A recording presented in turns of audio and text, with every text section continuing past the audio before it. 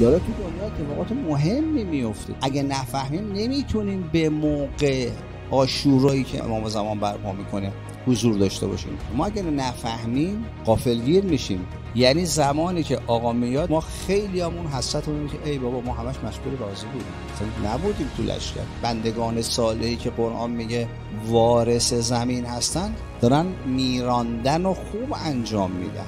آقا تو دنیا کسی جرأت داشته قایق بزنه یا یه دونه انگلیسی، یه دونه اسرائیلی، یه آمریکایی بکشه؟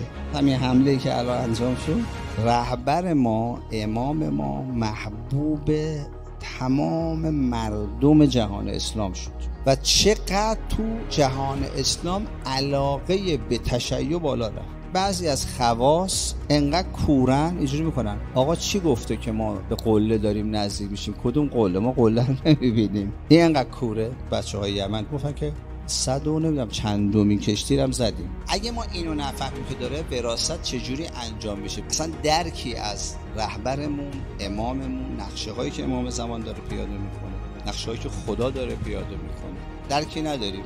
مقامی ما برای انسان بالاتر از این نداریم که یک کسی تو لشکر امام زمانش حاضر باشه.